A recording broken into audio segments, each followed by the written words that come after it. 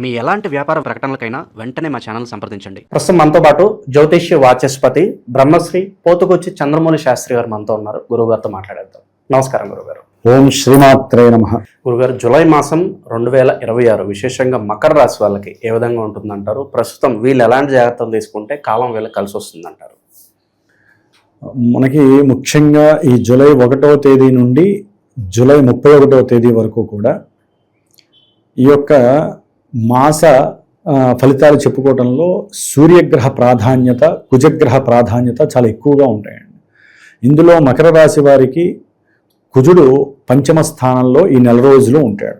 అంటే సంతానానికి సంబంధించినటువంటి సమస్యలు ఏవైతే ఉంటాయో, అంటే వారి యొక్క విద్యాపరంగా కావచ్చు, సంతానానికి సంబంధించిన ఆలోచన పరంగా కావచ్చు, లేకపోతే వారు చేసేటటువంటి పనులు, వారు చేసేటటువంటి ప్రయాణాదులు, లేకపోతే వారికి ఉన్నటువంటి ప్రేమ వ్యవహారాదులు ఉంటాయి కదా సంతానానికి సంబంధించి, ఈ విషయాలలో ఈ యొక్క మకర రాశి వారికి వీరు ప్రేమించిన ఆ అబ్బాయికో అమ్మాయికో పెళ్లి చెయ్యొచ్చా లేదా, పెళ్లి చేస్తే వీళ్ళు కలిసి ఉంటారా లేదా అని లోపల టెన్షన్ ఎక్కువైపోతూ ఉంటుందండి. ఆ టెన్షన్ వలన వీళ్ళకి అవసరం లేనటువంటి రోగాదులు రావటానికి అవకాశాలు ఉంటాయి. అట్లాగే కొంతమంది మకర రాశికి సంబంధించి స్టాక్ ఎక్స్చేంజ్ల్లో కానీ, లేకపోతే భూ సంబంధిత వ్యవహారాలలో వీళ్ళు అమ్మకాలు కొనుగోలు చేస్తూ ఉంటారు కొంతమంది. అది రియల్ ఎస్టేట్ కావచ్చు, లేకపోతే విడిగా ఎవరైనా సరే దానికి సంబంధించిన వాళ్ళు ఎవరైనా సరే. ఇప్పుడు ఒకళ్ళ ఇల్లు ఉందండి, దానికి వెళ్ళి మాట్లాడతారు, ఆ ఇల్లు అమ్మకానికి పెడతారు. అది బయట వేరే వాళ్ళకి చెప్పినప్పుడు అక్కడ మోసపూరితమైనటువంటి కొన్ని సమస్యలు మకర రాశి వారికి తగలడానికి అవకాశం ఉంటుంది. అంటే అక్కడ నష్టపోయే పరిస్థితులు, ఆర్థికంగా నష్టపోయే పరిస్థితి. కొంతమంది మకర రాశి వారికి విద్యార్థులకి విద్య యందు ఆసక్తి తగ్గి లేనిపోయినటువంటి ప్రయాణాలు, కాస్త లాంగివిటీ ప్రయాణాలు ఉంటారుగా. చదువుకునే వాళ్ళల్లో ప్రేమించుకునే వాళ్ళు ఉండొచ్చు, వాళ్ళు కొంచెం లాంగ్ ప్రయాణం చేసొద్దాము అని చెప్పి వెళ్ళి అక్కడ లేనిపోని కొన్ని యాక్సిడెంట్లు జరగడానికి అవకాశం. ఎందుకంటే అండి, యాక్సిడెంట్లు, ప్రమాదాలు ఎందుకు చెబుతున్నానంటే, ఈ కుజగ్రహము ఈ ప్రేమస్థానంలో ఉండి 5వ స్థానంలో ఉండి కేతువుని, అందులో ఈ శుక్రుడు కూడా ఈ నెల రోజులు అక్కడే ఉంటాడు. మకర రాశి వారికి 8వ స్థానంలో శుక్రకేతువులు ఉండటం ద్వారా, వాళ్ళిద్దరిని కుజుడు పంచమంలో ఉండి చూడడం ద్వారా ప్రేమించేటటువంటి వాళ్ళు ఎవరైనా దూర ప్రాంతాలకి వెళ్ళాలి, అక్కడ ఏదో ఉంది, చూసేవేవో ఉన్నాయి కాబట్టి ఆనందించేవేవో ఉన్నాయి అనుకొని వేరే ఆలోచనతో వెళ్ళే వాళ్ళు ఉంటారు, సద్భావంతో వెళ్ళే వాళ్ళు ఉంటారు, లేకపోతే ఏదో రకమైనటువంటి ప్రేలాపంతో వెళ్ళే వాళ్ళు ఉంటారు. వీళ్ళకి కంపల్సరీ ఈ వాహనానికి సంబంధించినటువంటి కొన్ని సమస్యలు కానివ్వండి, అంటే ఉన్నట్టుండి వాహనంలో డిఫాల్ట్ వచ్చేసి మధ్యలో ఆగిపోవటము, వాళ్ళకి ఏం చేయాలో తెలియక దాని ద్వారా మార్గమధ్యంలో ఎవరో ఒకళ్ళు వాళ్ళతో మాట్లాడటము, వాళ్ళు మోసం చేసి ఎవరో ఒకరిని ఇబ్బంది పెట్టడము, లేకపోతే కొన్ని మానభంగాలకు సంబంధించినటువంటి ఎన్నో సమస్యలు, కొంతమందికి అదే మృత్యువుగా దాపరించటము, ఇట్లా ఎన్నో రకాలు మనం ఎన్నో చూస్తుంటాం కదండి. అంటే మకర రాశికి సంబంధించి ఈ కుజగ్రహము, శుక్రగ్రహము, కేతుగ్రహము, వీరి యొక్క కోరిక స్థానంలో ఎవరున్నారు? రాహువు. కాబట్టి ఇవన్నీ అందుకని నేను మిక్స్డ్ చేసి ఏం చెబుతున్నానంటే, ఎవరైతే ప్రేమికులు ఉన్నారో వాళ్ళు దూర ప్రయాణాలకు వెళ్లకుండా, ఒకవేళ వెళ్ళాలి అనుకుంటే దగ్గర ప్రదేశాలకు వెళ్ళి చక్కగా మాట్లాడుకోండి, మీ మనసులో ఉన్నటువంటి అభిప్రాయాలు తెలియజేసుకోండి. అంతేగాని ఏదో దూరంలో మనకి ఏదో దొరుకుతుంది అని అభీష్టంతో, కోరికతో ఎవరికి ఇంట్లో చెప్పకుండా కుటుంబంతో ఎదిరించి వెళ్ళే వాళ్ళు కూడా ఉంటారు. చాలా జాగ్రత్తగా ఉండండి. దానివల్ల ప్రమాదాలు ఎన్నో రకాలు సూచిస్తున్నాయి. మానభంగాలు కావచ్చు, ప్రమాదాలు కావచ్చు, ఆర్థిక ధన నష్టాలు కావచ్చు, లేకపోతే అన్నదమ్ములు మధ్య విపరీతమైనటువంటి, అంటే ఒకే అమ్మాయిని తెలియకుండా అన్నదమ్ముల్లో ఎవరో ఒకళ్ళు ప్రేమించి కుటుంబాలలో కలహాలు కలగచ్చు. ఇట్లా ఒక సమస్య కాదండి, దీనివల్ల ఎన్నో సమస్యలు కుజగ్రహం, శుక్రగ్రహము, రాహుగ్రహం, కేతుగ్రహం ఇస్తున్నాయి. ఎందుకంటే శుక్రుడు పంచమాధిపతి 8మంలో ఉండటం వలన అకస్మాత్తుగా వీళ్ళ యొక్క ఆలోచనలు, వీళ్ళకు ఉండేటటువంటి ఎన్నో ప్రణాళికలు ఉన్నట్టుండి మారిపోతూ ఉంటాయి. ఎందుకంటే కేతువు మర్మగర్భంగా ప్రవర్తిస్తూ ఉంటాడండి.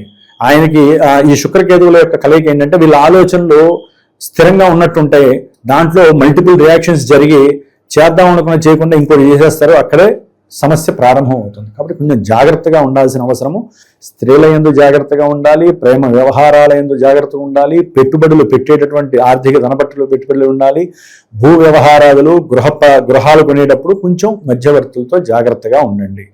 మరి మకర రాశి వారికి తృతీయంలో ఉన్నటువంటి శనిగ్రహ అనుగ్రహం సంపూర్ణంగా ఉంది అని చెప్పుకోవాలి. కాస్త విదేశీ ప్రయాణాలకి వెళ్ళేటటువంటి అవకాశాలు వ్యాపార రీత్యా కావచ్చు, లేకపోతే ధనపరమైనటువంటి ఇష్యూస్ వలన కావచ్చు, లేకపోతే ఎవరింట్లో ఉన్న బంధువుల ఇంట్లో శుభకార్యాలు జరుగుతూ ఉంటాయి. ఎందుకంటే ఇప్పుడు సప్తమంలోనే మకర రాశికి గురువు ప్రవేశించాడు కదా, మరి ఆ గురువు అక్కడ ఉండటము, అట్లాగే బుధుడు కూడా కాస్త ఈ వారం రోజులు అక్కడే ఉంటాడు. బుధ శుక్రులు ఉండటం వలన ఏంటంటే మేనమావల ఇళ్లలోనో, మేనరకం ఇళ్లలోనో, స్నేహితుల ఇళ్లలోనో, లేకపోతే వేరే రాష్ట్రాల్లో ఉన్నటువంటి చోటికి వెళ్ళటము, ఇట్లా వెళ్ళే వాళ్ళకి కొంచెం ఆనందదాయకమైనటువంటి పరిస్థితులు, ప్రయాణాదుల్లో కొంచెం సౌఖ్యము కలగటానికి అవకాశం ఉంది. మకర రాశి వారికి కొంతమందికి వివాహ ప్రక్రియలు ఏదైతే ఉన్నాయో అనుకుంటారు కదా, గృహంలో వివాహం చేయాలి, ఇప్పటికే ఆలస్యం అయిపోయింది అనుకున్న వాళ్ళకి వివాహపరమైనటువంటి అనుకూలతలు గురుగ్రహం పరిపూర్ణంగా ప్రసాదిస్తోంది. ఎందుకని?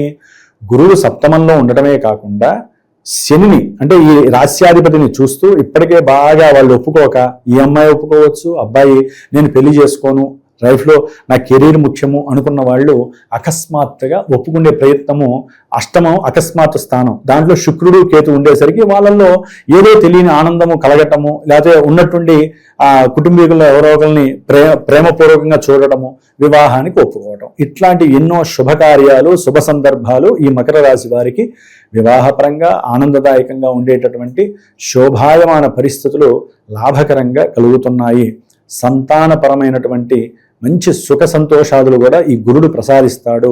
అట్లాగే మకర రాశి వారు అనుకున్నటువంటి ప్రతి విషయము కూడా సంకల్పము ఎంతటి కష్టమైనా సరే చాలా ఈజీగా అయ్యేటటువంటి పరిస్థితి కనిపిస్తోంది. సంతానపరమైనటువంటి ఉన్నత విద్యాభ్యాసానికి వీరు అవసరమైతే సరే 10 రూపాయలు ఎక్కడైనా అప్పు చేసి వారి యొక్క సంతాన సౌఖ్యానికి విద్యాభ్యాసమే మూలము అనుకొని ఆ ప్రయాణానికి కూడా రెడీ చేసేవాళ్ళు మకర రాశి వారి యొక్క ఆలోచనలు పుష్కలంగా నిండి ఉంటాయి. మరి వీరికి సూర్యగ్రహ ప్రభావం అత్యంత ప్రభావం అని చెప్పాం కదా, మరి ఈ సూర్యుడు మకర రాశి వారికి జూలై 15 వరకు చాలా అత్యద్భుతమైనటువంటి ఆకస్మికంగా ఉద్యోగ ప్రాప్తి, ఆకస్మికంగా సేవక స్థితి, ఆకస్మికంగా బంధువుల వలన విడిపోయినటువంటి బంధువులు వీరితో మాటాముచ్చట మాట్లాడటము, చక్కటి ఆనందకరమైనటువంటి యోగము, ఈ దూరంగా ఉండి ఎప్పుడూ మాట్లాడలేనటువంటి తండ్రి అంటే ఉద్యోగరీత్యా కావచ్చు, వ్యాపార రీత్యా కావచ్చు, వేరే దేశాలకు వెళ్ళి లేకపోతే ఈ దేశంలో ఉండి కూడా విడిపోయిన భార్యాభర్తలు, పిల్లల గురించి బాధపడుతున్న వాళ్ళు అకస్మాత్తుగా చక్కగా పిల్లలతో మంచిగా మాట్లాడి ఆ భార్యాభర్తల మధ్య ఉన్నటువంటి కొంత సంఘటిత ఇబ్బందులు ఉంటాయి కదా, ఎడబాట్లు, అవన్నీ కూడా ఒక పట్టాన పక్కకి వెళ్ళిపోయి వాళ్ళిద్దరూ మాట్లాడుకోవటం, సంతానం ఆనందంగా ఉండటం, ఇలాంటివి కొన్ని విశేషమైనటువంటి సంఘటనలు అంటే అనుకోని సంఘటనలు వీరికి జరగటము. ఎవరైతే గనక అనుకోకుండా ఉద్యోగాలు పోయి అనుకోకుండా ఉద్యోగాలు కూడా ఈ 15 లోపల వీరికి కలగడానికి అవకాశాలు ఉన్నాయి. ఆల్రెడీ బిగిన్ అయింది. జూలై 15 వరకు మంచి ఉద్యోగ పరిస్థితులు కలుగుతున్నాయి, సంకల్పంలో సిద్ధి కలుగుతుంది. ఏదైనా వీళ్ళు అప్పులు చేసి ఉన్నా సరే ఆ అప్పులు తీర్చే పరిస్థితి వీరికి కలగటము. అట్లాగే లైఫ్ లేకపోతే డెత్కి సంబంధించి కొంతమంది ఇంకా అంటే డబ్బు వచ్చే ప్రక్రియలు ఎన్నో ఉంటాయి. లైఫ్ ఇన్సూరెన్స్ అని వాటిల్లో డబ్బులు జమ చేస్తూ ఉంటారు కదా, లేకపోతే పిఎఫ్లని, పెన్షన్స్ అని, వీటికి సంబంధించిన విషయాల్లో కూడా వీళ్ళకి 15వ తేదీ లోపల చక్కగా సహాయ సహకారాలు గవర్నమెంట్ ద్వారా కావచ్చు, ఉద్యోగాల ద్వారా కావచ్చు కలగడానికి అవకాశం ఉంది. తర్వాత జూలై 15 తర్వాత వీరికి కాస్త గడ్డు కాలం అని చెప్పాలి. ఎందుకంటే కొంతమంది వ్యాపారస్తులకి వ్యాపారంలో ఇమడటం చాలా కష్టంగా అనిపిస్తుంది. వ్యాపారంలో లాభ నష్టాల విషయాలలో వీరి మధ్య కొంచెం వాగ్వాదాలు, సౌకర్యవంతమైనటువంటి పరిస్థితి ఈ రవి వలన పోతుంది. ఎందుకంటే అండి ఇక్కడ ఈ రవి అష్టమాధిపతి, తృతీయ వ్యయాధిపతి, అంటే పూర్తిగా నెగిటివ్గా ఆపాదించే వ్యవస్థ. మరి గురుడు సప్తమంలో లాభమే కదండి, అంటే సప్తమంలో కొన్నిటికి లాభం, కానీ వ్యాపార విషయంలో ఎప్పుడైతే రవి ఇక్కడికి వస్తాడో వాళ్ళ మధ్య విపరీతమైనటువంటి వాగ్వాదాలు జరుగుతాయి. అంటే కొట్టుకునేంత ఏం ఉండవండి, ఎందుకంటే రవి గురుడు మిత్రులు కదా, సౌఖ్యస్థానంలో అక్కడ ఉన్నారు. కానీ వ్యాపార విషయంలో నేనేదో అనుకున్నాను, నువ్వు ఇట్లా చేసావు, నువ్వు ఇట్లా మోసం చేస్తావు అనుకోలేదు, లేకపోతే నన్ను ఇట్లా నలుగురిలో అవమానిస్తావు అనుకోలేదు, ఇట్లా మాటలు అంటే వాళ్ళకి నచ్చక సౌకర్యం కోల్పోయి వారి మధ్య కొంచెం డీవియేషన్ వస్తుంది, ఒక 15 రోజులు, ఒక నెల రోజులు. కాబట్టి ఇప్పుడు కొంచెం వ్యాపారస్తులు ఓకే మనకి గ్రహస్థితి ఇలా ఉంది కాబట్టి మనం జాగ్రత్తగా ఉండాలి. ఇట్లా ఎన్ని వేరియేషన్స్ అంటే మకర రాశి వారికి కుటుంబంలో, కుటుంబ స్థానంలో, ధనస్థానంలో ఉన్న రాహువు కిటకిటలాడిస్తూ ఉంటాడు, ఆర్థికపరమైన సంక్షోభాన్ని కలుగజేస్తాడు. అష్టమంలో ఉన్నటువంటి కేతువు ఆకస్మికంగా మృత్యు ప్రమాదాలని, ఉద్యోగంలో విపరీతమైనటువంటి అవహేళనలు, ఆకస్మికంగా అవమానాలు ఎదురవ్వటము, వాళ్ళు కొంతమంది అయితే కనుక తట్టుకోలేక వారికి ఏ కేతు మహర్దశ జన్మజాతకంలో అంతర్దశ నడుస్తోందనుకోండి, ఉద్యోగంలో ఏదైనా తేడా వస్తే వీళ్ళు తట్టుకోలేక వాళ్ళంతటా వాళ్ళు ఇంకేదైనా చేసుకునే ప్రయత్నాలు చేయటము, ఇట్లా విపరీతమైనటువంటి చర్యలు కొంతమందికి ఆర్థిక విషయాలలో, ఆకస్మిక ఉద్యోగ విషయాలలో, ప్రయాణ విషయాలలో ప్రమాదాలు జరగటము, ఇట్లా రకరకాల అవమానాల వలన ప్రమాదాలు కొని తెచ్చుకోవటము జరిగే అవకాశం ఉంది. కాబట్టి రాహుకేతువులు కుటుంబంలో కూడా సంక్షోభాన్ని కలుగజేస్తారు. భార్య భర్తల విషయంలో ధనము, ఇప్పుడు ఉద్యోగం ద్వారా కానీ వ్యాపారం ద్వారా కానీ ఒకళ్ళు ఎక్కువ సంపాదిస్తారు, ఒకళ్ళు తక్కువ సంపాదిస్తారు.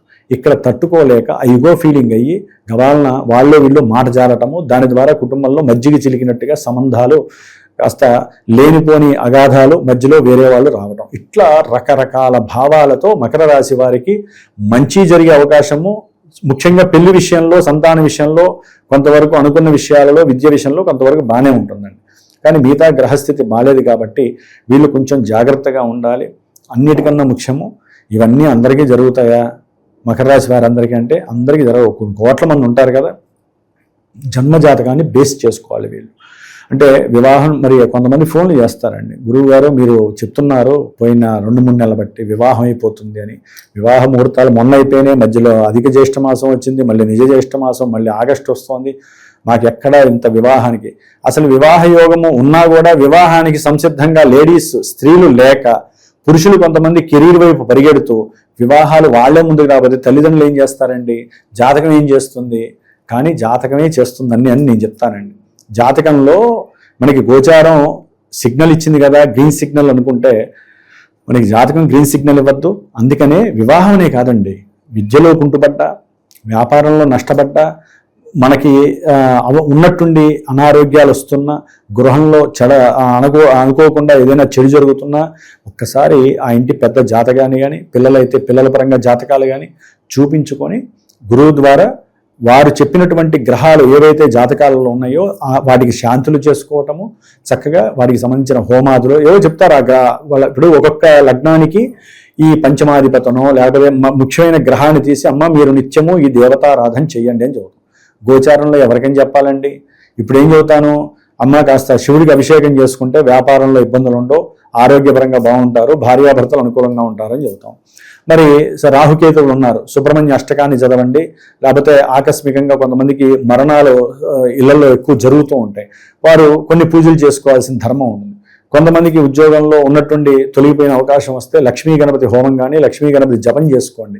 ఇట్లా ఎన్ని చెప్తాం, అన్ని చేసుకుంటారా మకర రాశి వాళ్ళు? అదే జన్మజాతకంలో అయితే కొన్ని 1-2 ఉంటాయి, ఆ రెండింటిని వాళ్ళు చేసుకుంటే అప్పుడు వాళ్ళకున్న సమస్యకి నివారణ తప్పకుండా దొరుకుతుందని నా యొక్క అనుభవంలో నేను ఎంతో మందికి చెప్పాను, చేశాను. కాబట్టి ఆ అనుభవంతో వారికి చెప్తున్నాను. కాబట్టి మకర రాశిని చూసుకుంటూనే జన్మజాతకాన్ని కూడా అవసరమైన ఈవెంట్కి టచ్ చేయాలండి. జాతకాన్ని టచ్ చేస్తే ఒక ట్రాన్స్ఫార్మర్ని టచ్ చేసినట్టు.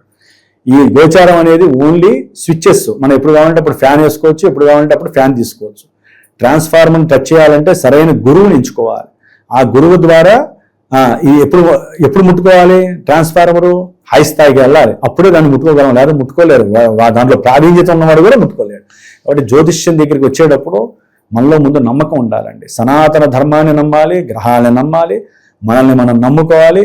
అప్పుడు గురువుని నమ్మాలి, సరైన గురువుని నమ్మాలి. గురువు చెప్పేదాన్ని ఆచరించే శక్తి ఉన్నవాడే జ్యోతిష్యాన్ని నమ్మాలి. కాబట్టి ఇన్ని రకాలుగా వాళ్ళు ఆ తాడు మీద నడిస్తే తప్ప జ్యోతిష్యం దగ్గరికి తొందరగా ఎవరు రాకూడదు. వచ్చారంటే మటుకు దానికి తగ్గ పరిహారం ఉంటేనే మీరు దాన్ని టచ్ చేయండి. పరిహారం చేయని వాళ్ళు లేకుండా మిమ్మల్ని మీరు నమ్ముకుంటూ, మీకు ఇష్టం వచ్చిన దైవాన్ని నమ్ముకుంటూ ఏదో చేసుకుంటూ ప్రశాంతంగా జీవించటం ప్రధానమని నా యొక్క అభిప్రాయం.